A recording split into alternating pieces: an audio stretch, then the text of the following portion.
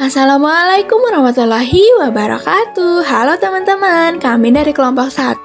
Video ini ditujukan untuk uji kualitatif lipid praktikum biokimia yang diampu oleh Ibu Sri Hartati MPD dan asisten praktikum Fitria Nurmala Dewi. Sebelumnya, perkenalkan dahulu anggota kelompok 1 yaitu Perkenalkan, nama saya Rizka Kurniawan dengan NIM 119206008 TIA dari kelompok 1. Perkenalkan, nama saya Rizka Nurwati Anwar dengan NIM 119206004. Perkenalkan, nama saya Sally Yuliana Putri dengan NIM 11920600092 dari kelompok 1. Perkenalkan, nama saya Tasya Salsabila dengan NIM 11920601008. Perkenalkan, nama saya Wulansari Fitria Rahayu dengan NIM 11920601117. Landasan teori. Lipid merupakan kelompok senyawa heterogen yang berkaitan dengan asam lemak. Lipid oleh tubuh disimpan sebagai penghasil energi. Lipid mempunyai struktur utama tersusun dari hidrokarbon dan oksigen dengan sifat umum yaitu tidak larut dalam air, tetapi larut dalam pelarut organik seperti benzen, ether, dan kloroform. Lipid yang penting dalam kehidupan adalah lemak-lemak netral atau trigliserida, fosfolipid atau senyawa sejenis, dan sterol. Lipid memiliki sifat hanya larut dalam pelarut nonpolar, dapat mengalami ketengikan karena dapat terhidrolisis dan teroksidasi bila dibiarkan terlalu lama kontak dengan udara, dan dapat terhidrolisis dengan penambahan basa kuat seperti NaOH dan KOH melalui pemanasan dan menghasilkan gliserol. Nah, berdasarkan sumbernya, lipid dikelompokkan sebagai lemak hewan, lemak susu, dan minyak ikan. Lipid juga merupakan senyawa yang memiliki peranan penting dalam struktur dan fungsi sel. Lipid plasma yang utama terdiri atas kolesterol, trigliserida, fosfolipid, dan asam lemak bebas. Lipid yang bersifat hidrofobik ini adalah sirkulasi yang berada dalam bentuk kompleks lipid protein atau lipoprotein. Lipoprotein plasma terdiri atas kilomikron, VLDL, LDL, dan HDL. Komposisi dan fungsi dari tiap lipoprotein ini berbeda-beda.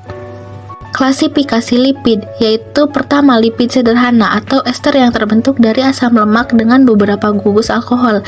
Di antaranya ada lemak atau bentuk ester asam lemak dengan gliserol. Minyak adalah bentuk cair dari lemak. Kemudian lilin, bentuk ester asam lemak yang memiliki berat molekul besar dengan bentuk alkohol monohidrat. Kedua, ada lipid kompleks, yaitu ester yang terbentuk dari asam lemak yang mengandung gugus lain yang teradisi pada gugus alkohol atau asam lemak. Di antaranya ada fosfolipid yang mengandung residu asam fosfat, juga mengandung basa nitrogen dan substitut lainnya, misalnya gliserofosfolipid dan sphingofosfolipid. Kemudian ada glikolipid yang mengandung asam lemak, sphingosine, dan karbohidrat. Kemudian lipid kompleks lainnya seperti sulfolipid, aminolipid, dan lipoprotein. Yang ketiga ada lipid prekursor dan derivat. Contohnya yaitu asam lemak, gliserol, steroid, aldehid lemak, keton bodies, lipid yang terlarut pada vitamin dan hormon. Adapun tujuan praktikum pada kali ini dikhususkan untuk mendeteksi lipid, juga mengetahui keberadaan lipid di beberapa jenis bahan pangan. Kemudian untuk mengetahui zat yang melarutkan lipid dan ketidakjenuhan lipid. Adapun alat yang digunakan yaitu ada gunting, spidol, penggaris, pisau, tatakan, senter, sedotan, kertas buram, atau sampul coklat. Bahan yang akan kami uji yaitu kacang tanah, singkong, susu, pepaya, seledri, margarin, kemiri, wortel, air minum, minyak, dan santan. Langkah pertama, siapkan sampel dan kertas coklat yang sudah dipotong dengan ukuran 5x5 cm. Kemudian, ambil sampel kacang tanah dan oleskan kepada kertas coklat tersebut. Kemudian, lakukan hal yang sama pada sampel singkong kering. Kemudian, setelah selesai, tunggu hingga 10 menit. Kemudian setelah ditunggu 10 menit, amati perubahan yang terjadi pada setiap sampel dengan cara kertas coklat disinari oleh senter dari belakang dan pada kacang tanah itu transparan. Sedangkan pada singkong itu tidak transparan. Hal ini dikarenakan pada kacang tanah memiliki kandungan lipid. Siapkan alat dan bahan. Kemudian kita siapkan pepaya dan potong pepaya menjadi kecil-kecil. Kemudian kita siapkan kertas buram dan oleskan pepaya pada kertas buram yang telah dilabeli pepaya. Dan kita teteskan susu menggunakan sedotan ke atas kertas buram yang sudah ditandai dengan tulisan susu. Nah, seperti ini setelah didiamkan beberapa saat, susu terlihat bayangan, pepaya juga terlihat bayangan, namun pepaya ada bercak orange. Nah, ketika susu disenteri itu tidak terdapat bayangan transparan ya, jadi tidak mengandung lemak. Dan pepaya juga seperti itu, tidak memiliki bayangan yang transparan ketika disenteri oleh senter. Pertama, kita siapkan alat dan bahan yang akan digunakan. Ada pisau, kemudian gunting, tatakan, wadah, senter, kemudian ada kertas buram, kemiri, dan juga wortel. Setelah itu, potong wortel menjadi beberapa bagian potongan kecil. Lalu, haluskan kemiri, tapi jangan terlalu halus. Potong-potong menggunakan pisau, kemudian masukkan ke dalam wadah. Nah, kemiri dan wortel telah siap. Setelah itu, kita siapkan kertas buram atau kertas coklat, lalu ukur menjadi 5 x 5 cm, potong dan buat menjadi 2 bagian. Setelah itu, beri nama agar tidak tertukar, yaitu kemiri dan wortel. Nah, setelah itu kemiri yang sudah dihaluskan kita oleskan ke dalam kertas coklat secara perlahan-lahan. Lalu kita juga melakukan hal yang sama pada wortel. Tunggu selama 10 menit. Setelah itu kita lihat apa yang terjadi. Kita raba-raba, lalu kita senteri dengan senter dari belakang dan lihat bentuk dan warna yang terjadi dari kertas coklat tersebut. Nah, untuk kemiri terlihat lebih transparan ketika disenteri, dan untuk wortel tidak transparan. Kali ini saya akan menguji kualitatif lipid pada 3 bahan pangan, yaitu air minum, santan, dan juga minyak. Langkah pertama setelah menyiapkan alat dan bahan tadi, yaitu menyiapkan kertas sampul coklat ini. Kita ukur 5 x 5 cm dan kita gunting ya. Setelah itu hasilnya akan seperti ini. Oke. Ini 5 x 5 cm. Kemudian kita beri tanda untuk sesuai bahan pangan yang akan kita uji oleh spidol, diberi nama atau diberi tanda. Setelah itu, karena santan, air minum, dan minyak itu termasuk kepada bahan cair, kita akan mengujinya menggunakan sedotan.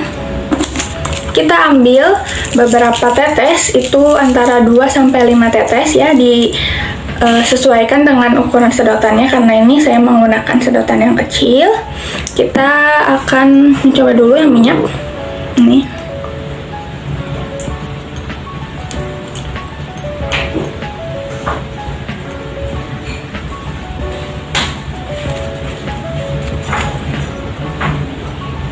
Satu.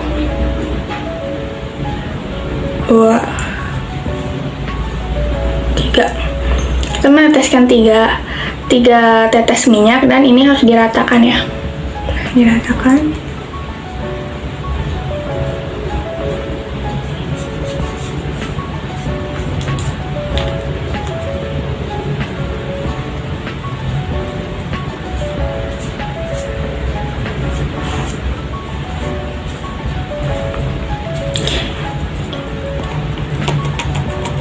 Ini kita diamkan 10 menit.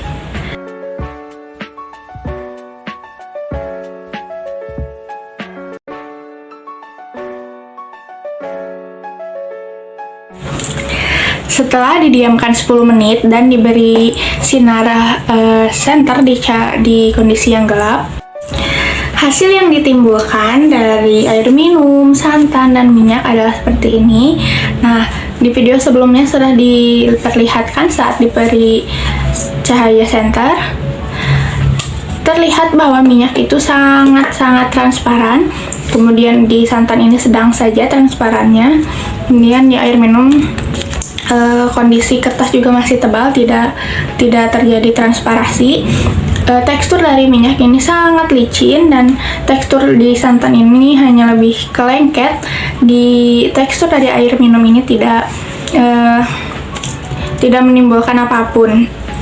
Nah, dapat ditarik kesimpulan bahwasanya dari minyak ini memiliki tingkat kejenuhan yang tinggi, sedangkan santan itu memiliki tingkat kejenuhan lipid yang sedang saja, dan air minum ini tidak mengandung lipid.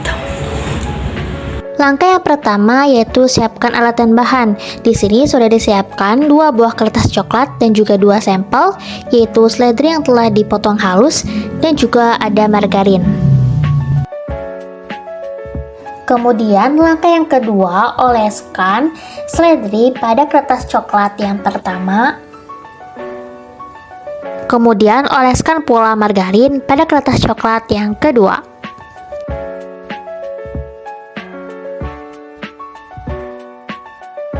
Nah, setelah selesai, kemudian tunggu selama 10 menit. Nah, langkah yang selanjutnya setelah ditunggu selama 10 menit, kemudian amati perubahan yang terjadi dengan cara menyinari kertas coklat yang telah diolesi dengan sampel menggunakan cahaya senter. Dan di sini terlihat bahwasanya kertas coklat yang telah diolesi margarin terlihat transparan, sedangkan untuk kertas coklat yang diolesi seledri itu tidak transparan.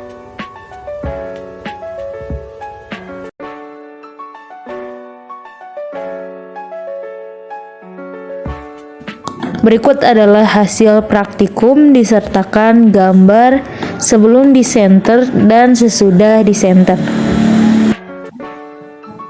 Pada hasil pengamatan di kertas buram sebelum disenteri itu semuanya terdapat bekas dari olesan ke-11 bahan pangan. Namun pada wortel dan juga pepaya itu memiliki pigmen berwarna orange. Kemudian setelah memakai senter, itu pada seledri tidak terdapat noda bekas olesan transparan, pada kacang tanah terdapat, kemudian pada pepaya tidak terdapat noda bekas olesan yang transparan, pada susu terdapat sedikit noda bekas olesan transparan, pada kemiri terdapat noda bekas olesan transparan, pada wortel tidak terdapat noda bekas olesan yang transparan, pada singkong kering tidak terdapat noda bekas olesan yang transparan, pada margarin terdapat noda bekas olesan transparan, pada minyak terdapat noda bekas olesan transparan, pada santan terdapat sedikit noda bekas olesan transparan, dan terakhir pada air minum tidak terdapat noda bekas olesan transparan. Kemudian ada pembahasan berdasarkan hasil pengamatan yang telah dilakukan yang menggunakan sampel seledri, kacang tanah, pepaya, singkong, susu, kemiri, wortel, margarin, minyak, santan, dan air murni. Setelah dioleskan pada kertas buram atau kertas coklat, hanya pada sampel kacang, susu, kemiri, margarin, minyak, dan santan saja yang menghasilkan tanda positif atau yang dinyatakan mengandung lipid, yang ditandai dengan adanya noda bekas olesan. Setiap sampel dan kertas menjadi transparan, sedangkan pada pepaya, singkong, wortel, seledri, dan air murni menunjukkan hasil yang negatif atau tidak mengandung lipid, di mana ditandai dengan kertas tidak menjadi transparan. Hal ini disebabkan karena lipid tidak dapat mengering sehingga meninggalkan noda pada sampel yang mengandung minyak yang tidak dapat diserap oleh kertas sehingga terlihat transparan apabila disenteri oleh senter. Hal ini sesuai dengan teori Parhan yang mengatakan bahwa kertas buram bisa menjadi transparan karena adanya lemak di dalam makanan sehingga meninggalkan noda seperti transparan pada kertas tersebut. Sedangkan jika tidak meninggalkan noda yang transparan, maka sampel tidak mengandung lipid. Berdasarkan hasil pengamatan, maka dapat ditarik kesimpulan bahwasanya lipid ini merupakan molekul yang tidak larut dalam air, tetapi dapat diekstraksi dengan pelarut nonpolar seperti kloroform, ether, dan juga benzena. Hasil pengamatan menunjukkan bahan pangan yang positif mengandung lipid ini ditunjukkan dengan adanya transparasi atau tembus pandang pada kertas yang telah diolesi sampel dan telah didiamkan selama 10 menit. Adanya transparasi ini berhubungan dengan indeks refraksi atau indeks bias. Sampel yang menunjukkan adanya transparasi meliputi minyak, margarin, kemiri, kacang tanah, santan, dan juga susu. Sedangkan untuk sampel yang tidak mengandung lipid ditandai dengan tidak timbulnya transparasi pada kertas setelah didiamkan selama 10 menit. Di antaranya meliputi air, seledri, pepaya, singkong kering, dan juga wortel. Berikut daftar pustaka yang kami gunakan. Sekian dari kelompok 1. Mohon maaf apabila banyak kekurangan. Wabillahi taufiq wal hidayah. Wassalamualaikum warahmatullahi wabarakatuh. Terima kasih banyak.